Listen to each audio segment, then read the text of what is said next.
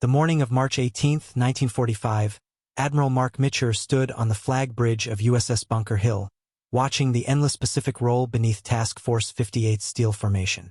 15 fast carriers steamed in battle formation, their decks pregnant with 1,200 aircraft. Behind them stretched a convoy of destroyers, cruisers, and battleships that represented the finest concentration of naval aviation power the world had ever assembled. Mitscher, weathered and lean, studied the intelligence reports spread across the chart table. His chief of staff, Commodore Arleigh Burke, approached with fresh intercepts from the communications room. The Japanese had been monitoring American radio transmissions for weeks, preparing for what they knew would come, a direct assault on the Japanese home islands themselves. "Admiral, latest reconnaissance confirms it," Burke said, his voice carrying the weight of certainty. "The Japanese combined fleet has concentrated every available aircraft at airfields across Kyushu and southern Honshu. They're planning the largest defensive air battle of the Pacific War." Mitscher nodded slowly, his pale blue eyes reflecting years of carrier warfare from the Solomon Islands to the Marianas. Task Force 58 had grown from a handful of carriers fighting desperately off Guadalcanal to this massive armada now approaching the Japanese mainland. The veteran admiral had seen the Imperial Japanese Navy's air power at its zenith, the skilled pilots who had struck Pearl Harbor, the coordinated attacks that had bloodied American forces across the Central Pacific. Now, in March 1945, he would test whether Japanese aviation could still mount effective resistance against the overwhelming technological and numerical superiority of the fast carrier force. "Signal all task groups," Mitscher ordered. "Execute iceberg preliminary operations. All fighter squadrons prepare for maximum effort." The radio crackled across Task Force 58's formation. Aboard USS Yorktown, Commander David McCampbell, the Navy's leading ace with 34 aerial victories, briefed his pilots in the ready room. The overhead speakers carried the tactical frequency as combat air patrol coordinators vectored defensive fighters toward incoming Japanese formations. "Gentlemen, intelligence indicates the Japanese have assembled over 800 aircraft at airfields within striking distance of our task force," McCampbell announced to the assembled aviators. "They know we're coming. They know this represents their last chance to inflict decisive losses on our carrier force before we support the Okinawa landings." Lieutenant Bobby Coates, a 22-year-old F-6F Hellcat pilot from Texas, raised his hand. "Sir, what kind of opposition are we expecting? Are we dealing with their first-line pilots or training units?" McCampbell paused, consulting his intelligence folder. "Mixed bag, Lieutenant. Some veteran pilots transferred from the combined fleet's remaining carriers, but mostly newly trained aviators with minimal combat experience. However, they're flying from established airfields with ground-based radar guidance and anti-aircraft support. Don't underestimate them." The briefing continued as McCampbell outlined the tactical situation. Japanese air power had been systematically degraded throughout 1944, but the Homeland Defense Forces represented their most concentrated remaining strength. Admiral Somu Toyota, commanding the combined fleet from his headquarters in Tokyo, had ordered every available aircraft to intercept Task Force 58 before it could establish air superiority over southern Japan. At 0545 hours on March 18th, the first wave of American fighters launched from 15 flight decks simultaneously. The carefully choreographed ballet of carrier aviation unfolded as plane handlers spotted aircraft, catapult crews prepared steam-powered launchers, and flight deck crews guided fully loaded F-6F Hellcats and F-4U Corsairs toward takeoff positions. Lieutenant Coates strapped into his Hellcat's cockpit, running through the pre-flight checklist with mechanical precision. His aircraft carried 650 caliber machine guns and enough ammunition for extended air combat. The Grumman F-6F Hellcat had evolved into the war's most effective carrier fighter, combining speed, firepower, and ruggedness that had proven decisive in previous Pacific engagements. "Yorktown Control, this is Rambler 2-1, requesting permission to taxi," Coates radioed. "Rambler 2-1, proceed to Cat 2. Wind is 15 knots down the deck." The young pilot guided his Hellcat toward the catapult, feeling the familiar mixture of excitement and apprehension that preceded combat operations. Around him, the systematic efficiency of carrier aviation prepared to launch what would become the largest aerial engagement in Pacific theater history. Task Force 58's formation maintained precise intervals as dawn broke over the Philippine Sea. Admiral Mitscher had positioned his carriers in 4 distinct task groups, each built around 3 or 4 flat tops with screening destroyers and cruisers arranged in defensive circles. The Fifth Fleet's most experienced destroyer captains commanded the radar picket vessel stationed 15 miles ahead of the main formation, their SPJ radar systems sweeping the horizon for incoming Japanese air attacks. Aboard USS Hornet, Lieutenant Commander James flatly watched his fighter squadron taxi toward launch positions. The veteran pilot had survived Guadalcanal, the Marshall Islands, and the Great Marianas Turkey Shoot, where Task Force 58 had destroyed over 400 Japanese aircraft in a single day. Now, approaching the Japanese home islands, flatly understood this engagement would determine whether Imperial Navy aviation retained any capacity for organized resistance. "All pilots, this is Hornet Control," the loudspeaker crackled. "Launch sequence commences in 5 minutes. Weather conditions favorable. Visibility unlimited." The coordinated launch began at 0600 hours as 15 aircraft carriers simultaneously began launching fighters, dive bombers, and torpedo planes. The systematic efficiency represented 3 years of Pacific War experience, refined through countless combat operations from the Coral Sea to Leyte Gulf.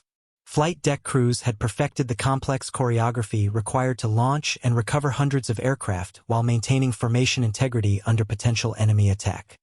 Lieutenant Coates advanced his throttle as the catapult officer signaled for launch.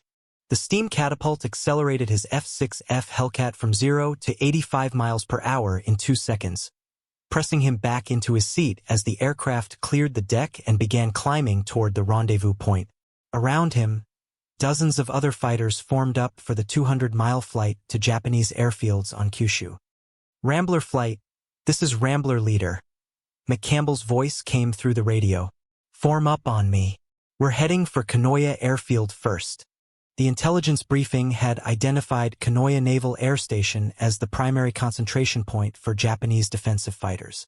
Located on the southern coast of Kyushu, the airfield housed an estimated 150 aircraft including A-6M0 fighters, Ki-84 Hay-8 interceptors, and various attack aircraft being prepared for kamikaze operations against American invasion forces.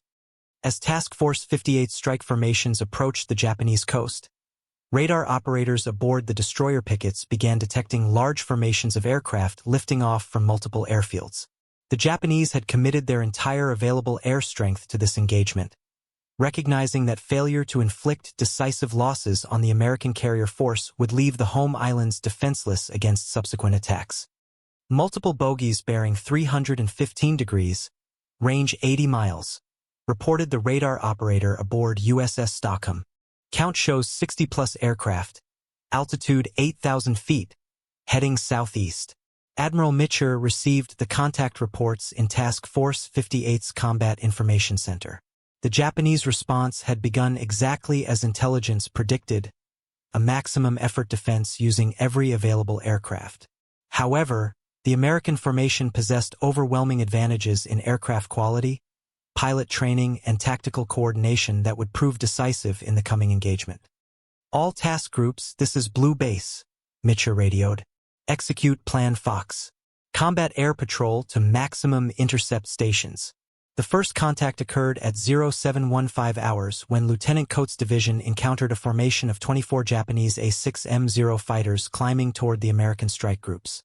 The veteran Zero design, which had dominated Pacific skies in 1942, now faced F-6F Hellcats flown by experienced pilots with superior tactical training and equipment. "Bandits, 12 o'clock high," McCampbell called over the radio. "Rambler flight, drop tanks and engage." The aerial engagement that followed demonstrated the technological and tactical evolution of carrier aviation since the early Pacific battles. American pilots used superior climb rate and firepower to engage Japanese fighters on favorable terms, while coordinated tactics allowed multiple Hellcats to concentrate against individual enemy aircraft. Lieutenant Coates rolled into a diving attack against a Zero attempting to reach the American strike groups. His .650 caliber machine guns converged on the lightly built Japanese fighter, which caught fire and spiraled toward the ocean below. Around him, the sky filled with twisting aircraft as the largest aerial engagement of the Pacific War developed across a 50-mile front.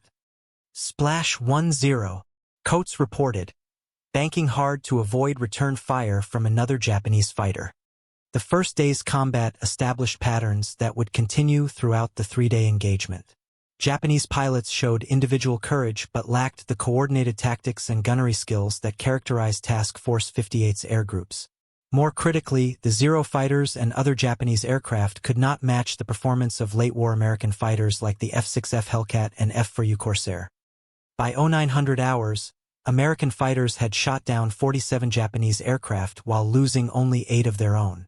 The disparity reflected not only superior equipment but also the systematic pilot training program that had produced hundreds of experienced aviators for the fast carrier force.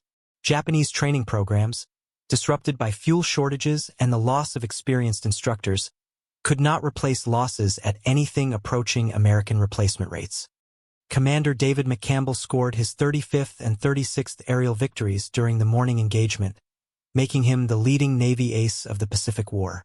Flying his personal F-6F Hellcat Mincy III, McCampbell demonstrated the aggressive tactics that had made Task Force 58's fighter squadrons the most effective naval aviation units in history.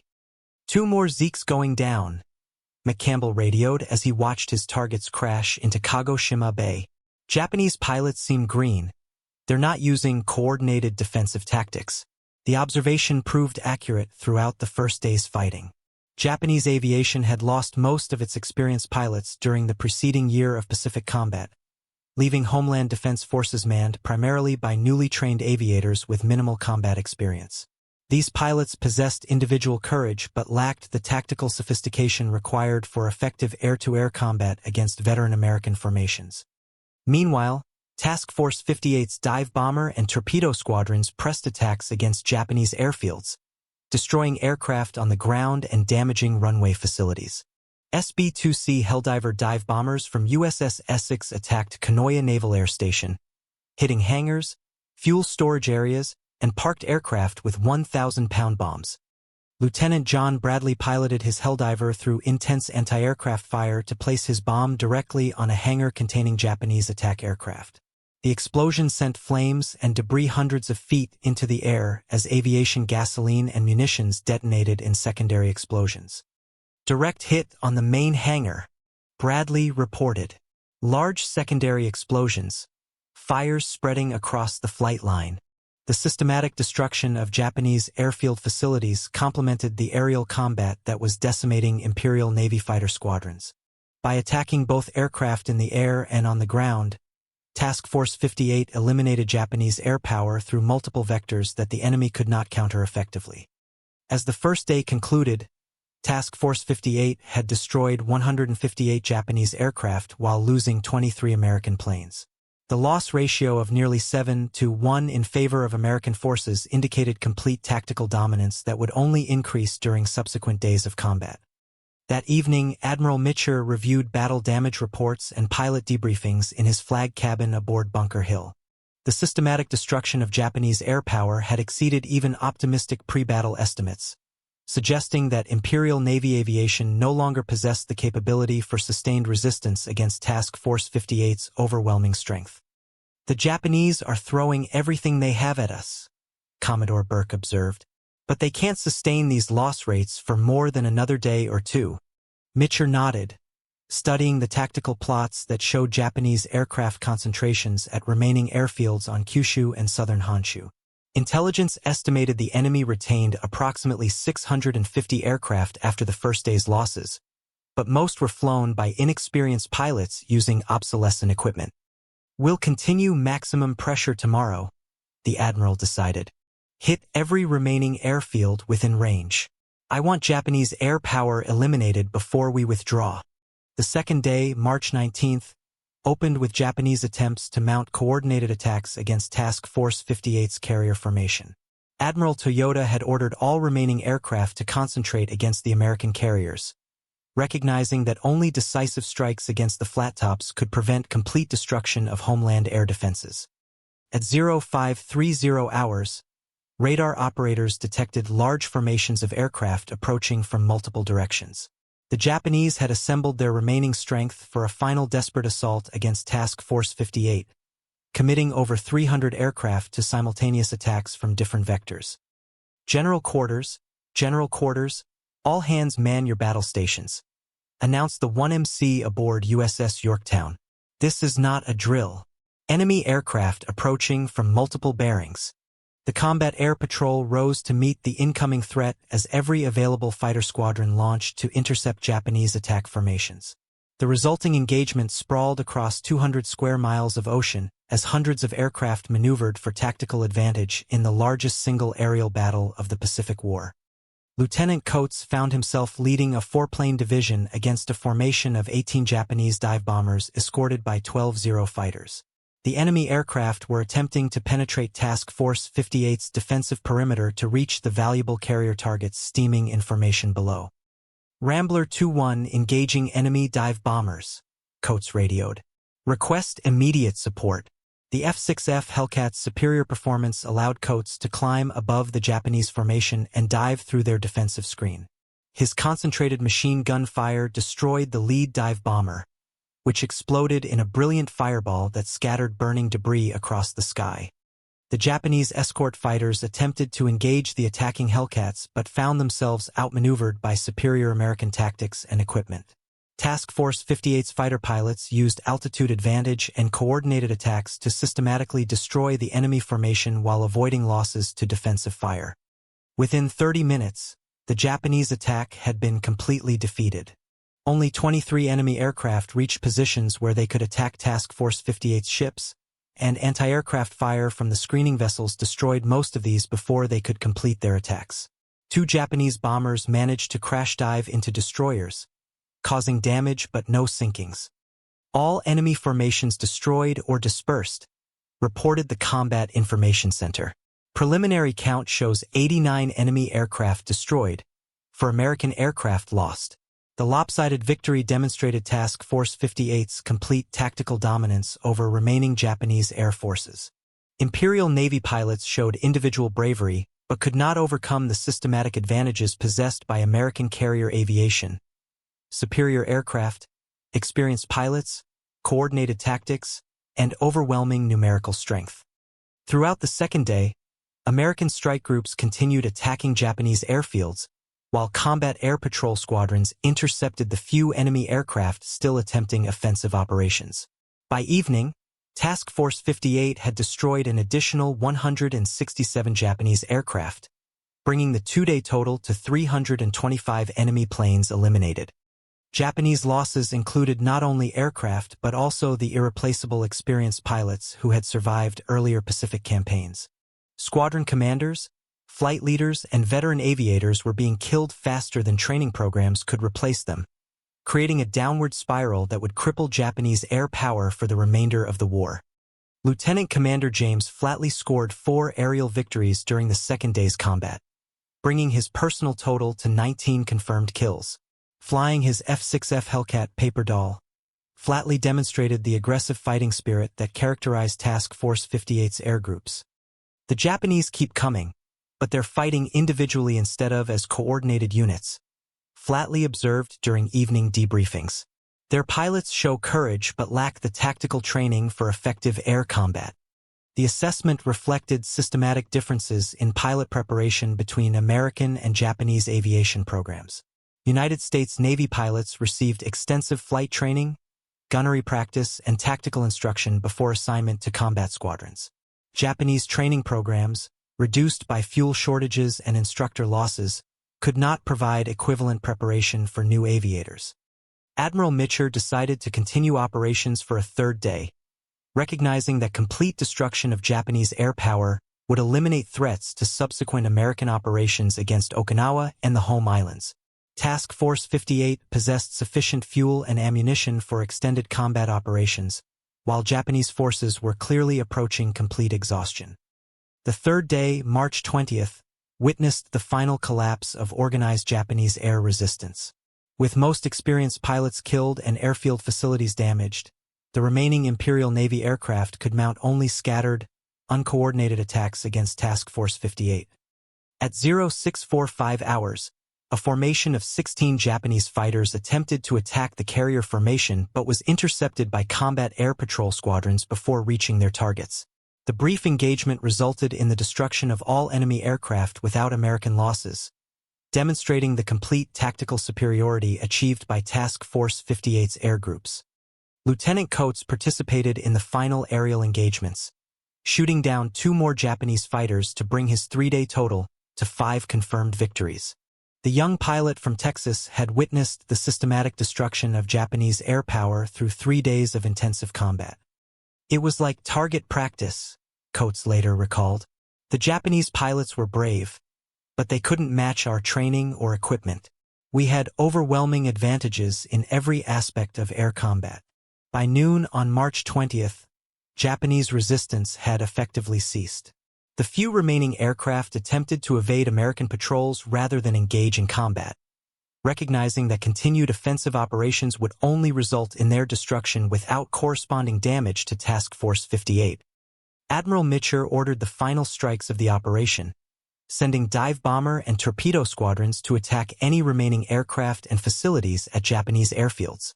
These attacks encountered minimal opposition as Imperial Navy fighter squadrons had been virtually eliminated during 3 days of intensive combat. The final tally showed Task Force 58 had destroyed 476 Japanese aircraft while losing 29 American planes, a loss ratio of over 16-1 in favor of the United States Navy. The systematic destruction of Japanese air power had eliminated homeland air defenses and ensured American naval forces could operate near the Japanese coast without significant aerial opposition.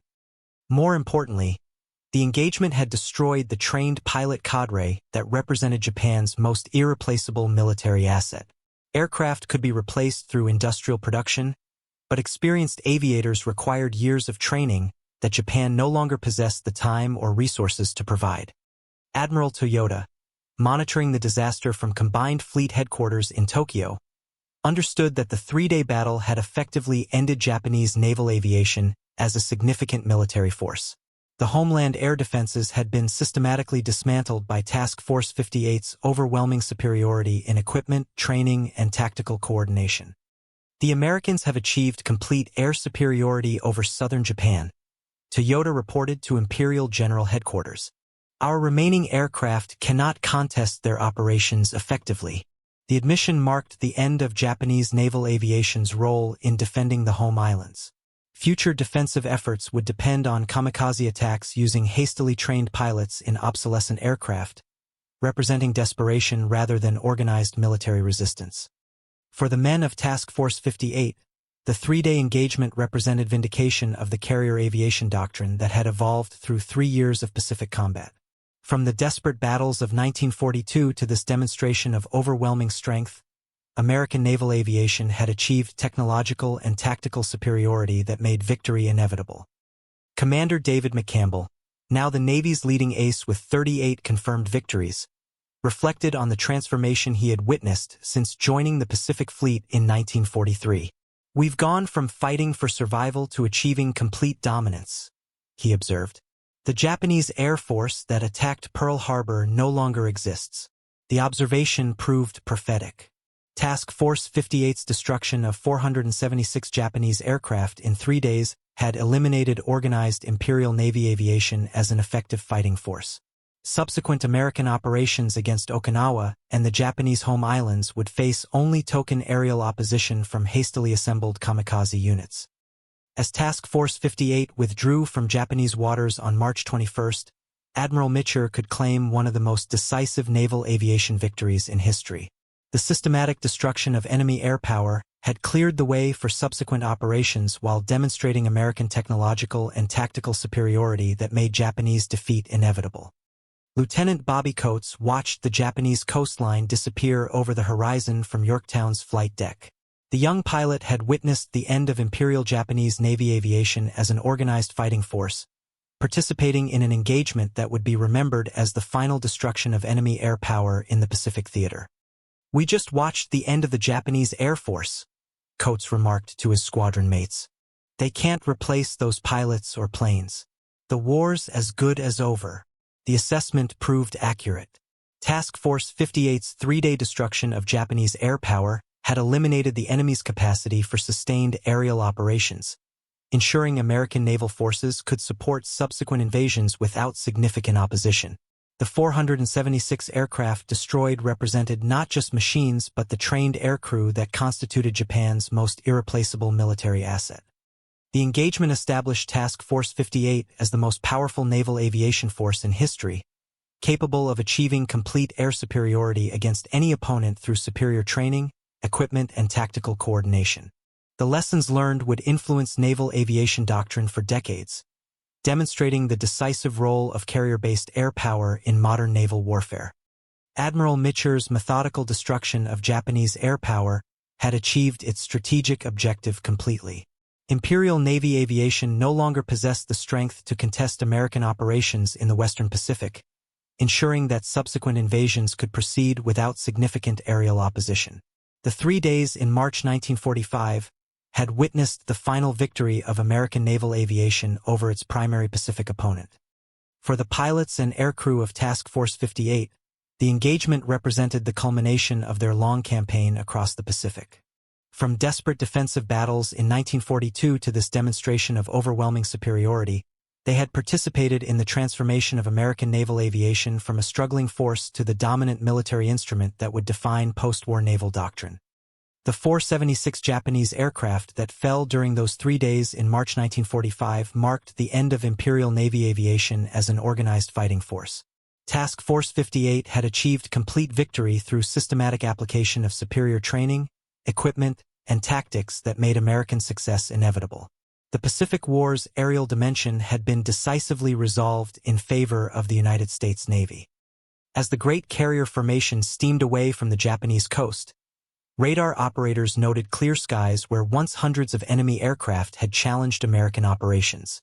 The silence spoke to the completeness of Task Force 58's victory and the end of organized Japanese air resistance in the Pacific theater. The 3-day battle had achieved its strategic objectives through the systematic destruction of enemy air power that could not be replaced or reconstituted. The men who had participated in this decisive engagement would carry memories of total victory achieved through professional competence and overwhelming strength. They had witnessed the final collapse of Imperial Japanese Navy aviation and the establishment of American air superiority that would characterize the war's remaining months. The 476 enemy aircraft destroyed represented more than tactical success. They marked the end of Japan's capacity for sustained aerial warfare in the Pacific theater.